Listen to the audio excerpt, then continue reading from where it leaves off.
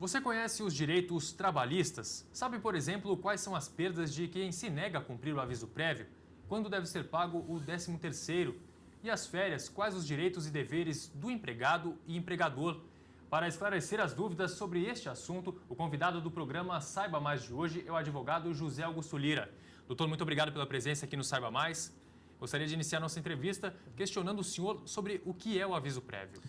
O aviso prévio ele é um ato praticado pelo empregador ou pode ser praticado pelo empregado. Quando ele é praticado, ele está na CLT, a partir dos artigos 487 a 491. Quando ele é praticado pelo empregador, o empregador tem o direito de optar pelo aviso prévio trabalhado, quando você trabalha os 30 dias, ou pelo aviso prévio indenizado, quando você não quer que o empregado trabalhe. Então você indeniza, você paga os 30 dias. Já o empregado ele vai ter direito, quando o aviso prévio for trabalhado, a reduzir a sua jornada em 2 horas diárias ou a ele deixar de trabalhar por 7 dias corridos. Nesse último caso, a data dele não se altera. Vamos exemplificar. O empregado recebeu a comunicação do aviso prévio dia 1º de junho, vai até 30 de junho. Então, ele pode reduzir a jornada em 2 horas diárias, ou vamos imaginar que se ele trabalhar até 23 de junho, isso não altera a data da baixa na carteira, que será no dia 30, né? Esse empregado, na forma trabalhada, as 2 horas dele que ele tem direito para procurar emprego, é importante falar para o nosso telespectador, ele que escolhe empregado. O empregador muitas vezes diz, você só tem direito a sair de 16 às 18, ou de 8 às 10. Ora, Gabriel, se o objetivo da lei foi me garantir procurar emprego, vamos imaginar que eu tenho uma entrevista às 11 horas da manhã. Então eu não vou poder ir à entrevista? Claro que eu vou poder. Eu tenho entrevista às 2 horas da tarde, eu não vou poder ir à entrevista? Claro que eu vou poder. A lei colocou isso e ninguém pode falar diferente da lei. Essas 2 horas que o empregado tem direito a procurar emprego, elas não devem ser remuneradas. Vamos imaginar que o empregador esteja com problemas de gerar algum serviço, né? Ele jamais vai poder remunerar como horas extras. Tem uma súmula no TST, súmula 230, que não permite isso. Já no aviso prévio indenizado é diferente. Vamos voltar ao mesmo exemplo. Dia 1º de junho, eu te dei aviso prévio indenizado. Você não vai trabalhar, né? Mas você tem a data da baixa tem que ser 30 de junho. Por quê? Muitos empregados, olha como o direito do trabalho ele é ligado ao previdenciário. Muitas baixas eram dadas dia 1º de junho e o INSS corretamente contava os dias até 1º de junho. Não contava os 30 dias que se projetavam até junho. Certo. Tá? Agora, na questão das horas pós-aviso prévio, há uma diferenciação quando o aviso prévio é dado pelo empregado e quando há o pedido de demissão, o aviso prévio por parte do trabalhador nessa questão das horas? Perfeito. Quando o empregado solicita dispensa, né, ele não tem direito, excelente pergunta, ele não tem direito à redução de 2 horas na jornada. Quando o empregado solicita dispensa, ele não tem direito aos 7 dias. Ele tem que trabalhar normalmente. Né? A pergunta é excelente, porque muito empregado entende, e às vezes isso causa uma confusão que gera até justiça ao trabalho. O empregado passa a deixar de trabalhar 2 horas, mas a lei não assegura esse direito a ele. Né? Então o empregado efetivamente tem que cumprir normalmente a sua jornada de trabalho nos 30 dias do aviso. Perfeito. Pós-aviso prévio, quando que começa a contar esse prazo e qual a duração do aviso? Do aviso, né? O pós-aviso prévio, é preciso que a gente primeiro aborde a questão do prazo da homologação, né? Quando o aviso prévio é trabalhado, o empregador tem até o 1º dia útil para pagar ao empregado todas as verbas trabalhistas, para homologar no sindicato. No aviso prévio indenizado, A partir da data da notificação, ele tem até o 10º dia. Vamos voltar ao nosso exemplo. Eu dispensei meu empregado com aviso prévio trabalhado dia 1º de junho. Ele contribuiu, ele trabalhou, reduziu 2 horas até 30 de junho. Então, o primeiro dia útil após 30 de junho, eu devo fazer esse pagamento integralmente, né? Pagar todas as verbas trabalhistas. Se ele é aviso prévio indenizado, dispensado, eu tenho até o 10º dia. Atenção, eu não coloquei útil, eu tenho até o 10º dia. Se o 10º dia for um dia em que não há expediente, eu prorrogo para o primeiro dia útil imediatamente após. Então, essa época pós-aviso, eu estou subordinado às datas. Se o empregador atrasar com esse pagamento, seja no aviso prévio trabalhado, que é o primeiro dia útil, seja no aviso prévio indenizado, que é o 10º dia, o empregador estará obrigado a pagar mais um salário a título de multa. O aviso prévio é obrigatório? O aviso prévio ele é obrigatório, né? Por quê? Porque eu estou dispensando esse empregador. O aviso prévio é obrigatório num contrato indeterminado. Cumprir também? Cumprir também. Ou, como eu falei, se o empregado solicita dispensa e se ele não quer continuar na empresa, ele poderá indenizar. Ele paga os 30 dias e ele não vai cumprir. Mas o empregador dispensando o empregado, ele vai ter que cumprir os 30 dias, sim, com a redução de 2 horas ou deixar de trabalhar por 7 dias corridos. Quem tem direito ao 13º? Todo empregado admitido na empresa tem direito ao 13º. Isso vem da lei 4.090 de 1962, né, que garante o 13º, ressalvada a condição de justa causa, mas fora isso, todo empregado vai ter direito ao 13º de um jeito ou de outro. Qual que é a base de cálculo? Como que se calcula esse 13º pago ao trabalhador? Perfeito. O 13º, a base de cálculo, a maior remuneração em dezembro.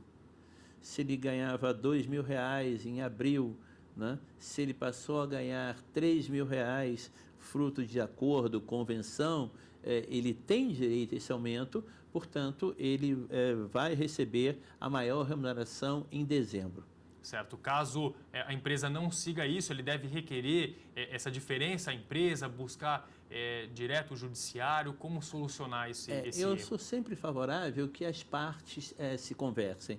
Ele deve redigir, deve escrever para a empresa requerendo o pagamento do 13º, que é pago em 2 parcelas, como nós veremos a seguir. Certo. Qual que é o prazo para o pagamento desse 13º? A lei define um prazo e a maioria ou grande parte das empresas costuma pagar em 2 parcelas, não paga de uma só vez. Tudo isso está dentro da lei? É uma ferramenta dada às empresas para poder fazer esse pagamento a todos os funcionários? Excelente. O 13º ele é pago em 2 parcelas. A primeira de 1º de fevereiro a 30 de novembro. Essa parcela, vamos imaginar, é metade do que o empregado teria direito. Vamos lembrar que eu falei do 13º a razão de 1/12 por mês integral, ou fração igual ou superior a 15 dias. Então, se o empregado entrou em 1º de junho, ele ficou 5 meses sem trabalhar, então ele tem 7 meses. Ele vai receber até 30 de novembro 7/12 dividido por 2, a metade. Até 20 de dezembro ele vai receber o complemento, ele vai receber o valor integral deduzido aquilo que ele já recebeu. Isso é para fins do 13º. É importante dizer nesse momento de que para fins de férias, se a empresa não tem acordo coletivo, não tem convenção coletiva, o empregado deve, até 31 de janeiro, requerer que a sua primeira parcela do adiantamento do 13º sejam pagas por ocasião das férias. Então, nós vimos a primeira questão, as 2 parcelas, a segunda questão para pagamento nas férias. Agora, temos uma terceira questão. Muitas empresas, Gabriel, têm acordo coletivo e têm convenção coletiva. E nesses acordos, nesses instrumentos de negociação coletiva, é dito algo mais ou menos assim: a primeira parcela do 13º será paga até maio. ou a primeira parcela do 13º será, como faz o GDF nos empregados seletistas, a primeira parcela do 13º será paga por ocasião do aniversário. Isso são situações que o direito do trabalho coloca, são condições mais favoráveis. Então, o direito do trabalho respeita o não pagamento 30 de novembro, mas vale a regra. Se a pessoa teve aumento, o 13º dele tem que ser a maior remuneração e deduzir aquilo que ele já recebeu. Certo. Os impostos, os tributos recolhidos em cima do 13º, no caso, seriam o INSS e o imposto de renda, que são os que são recolhidos em pagamentos de salários normais. E esse recolhimento ele deve ser feito somente na segunda parcela ou pode ser feito na primeira e aí vem a metade realmente no segundo pagamento? Perfeitamente. A natureza previdenciária do 13º, tudo é descontado na segunda parcela, na parcela de dezembro. E na primeira parcela não há nenhum recolhimento previdenciário. E é importante para o nosso telespectador colocar uma coisa interessante.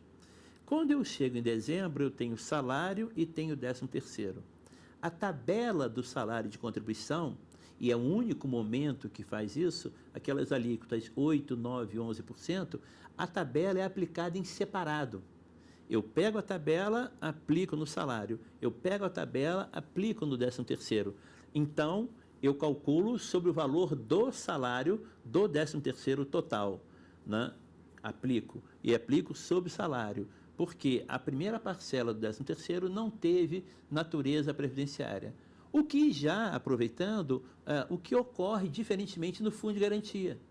O adiantamento do 13º, a primeira parcela, tem recolhimento para o Fundo de Garantia.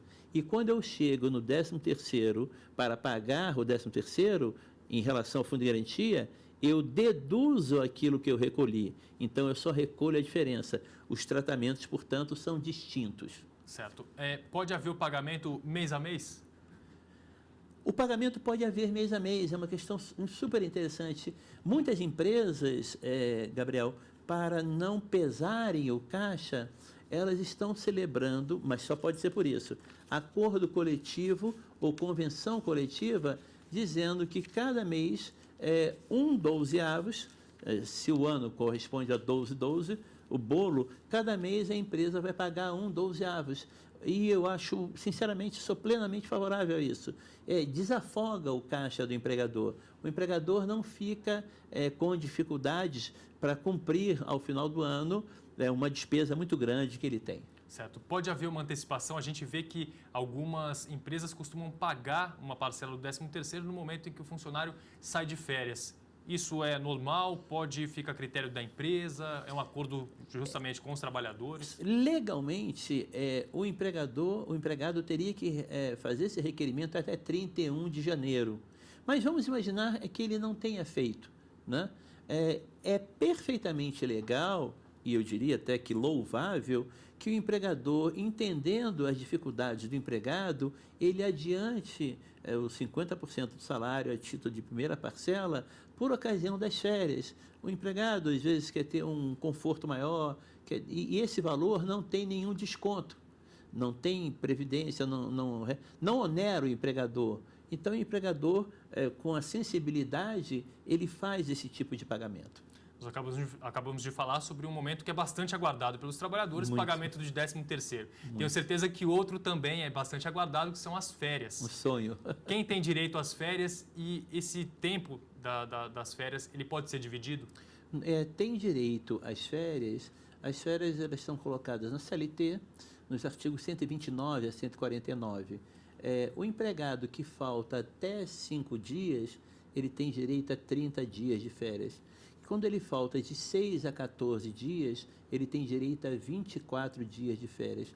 Quando ele falta de 15 a 23 dias, ele tem direito a 18 dias de férias. De 24 dias a 32, ele tem direito a 12. Agora, essas faltas são faltas não abonadas, né? São não justificadas. Não justificadas para o nosso telespectador. Evidentemente que se ele falta mais de 32 faltas em um período aquisitivo, ele perde o direito às férias e, sinceramente, deve perder até o emprego, sabe? Mais de 32 faltas num período aquisitivo, para mim, é um pouco demais, tá? Então, ele tem a tabela de 12, 18, 24 e 30. Mas, como você bem colocou, faltas não abonadas, faltas não justificadas, faltas não legais. É isso. O período de férias conta como tempo de serviço? O período de férias conta normalmente como tempo. Ele é apenas há uma mudança na nomenclatura, Gabriel. Ao invés de eu chamar de salário, eu chamo de férias. Nos provérbios que nós temos de direito de trabalho, nós falamos férias, salário é. As férias não devem ser interrompidas, a pretexto de nada, né? Não há como se negociar interrupção de férias. Você tem 30 dias de férias, está no 10º dia, o empregador vai, te chama e diz, vem trabalhar. Vamos imaginar um problema que ocorre, né? Para quem advoga com isso, sabe. Vamos imaginar que esse empregado, no dia que ele está trabalhando, que ele estava de férias, ele sofre um acidente.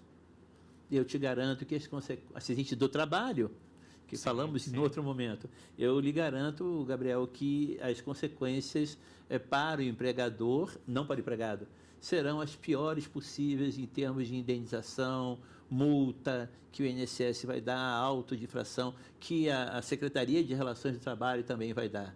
Então, não é cabível você negociar férias. Você tem um feriado numa sexta-feira, numa quinta-feira, sexta trabalha, você diz para o empregador, vamos pegar essa sexta-feira e eu diminuo no meu dia de férias. Ao invés de tirar 30 dias, eu tiro 29. Um dia eu trabalho aqui sem marcar ponto. Isto, a exemplo que falamos, é ilegal. Vai que naquele dia, naquele momento, mas isso não acontece, professor. Naquele dia, naquele momento, ele tem um acidente de trabalho. E se vier óbito? É o pior. Então, o direito de trabalho, nesse aspecto de férias, ele não aceita negociação, ele não aceita conversar, ele não aceita dialogar. Uma última pergunta a respeito do pagamento de férias. Quando que ele deve ser feito e se o empregado pode vender uma parte das férias? Perfeitamente. O empregador, sob pena de ter que pagar mais um salário a título de multa, ele, 2 dias úteis antes das férias, imaginando as férias a segunda-feira, na quinta-feira o dinheiro deve estar disponível para o empregado. Mas, doutor Lira, se tiver na sexta, amanhã ou depois, o empregado pode requerer mais um salário a título de multa. Né? Ele pode requerer mais um salário a título... Por quê? Porque o empregado foi desacatado no seu direito trabalhista. Certo. Obrigado pela participação, doutor, pela disponibilidade em vir até aqui, tirar essas dúvidas sobre o direito trabalhista, que é tão importante para todos os trabalhadores, né? Eu que agradeço, muito obrigado. O Saiba Mais de hoje fica por aqui. Até a próxima!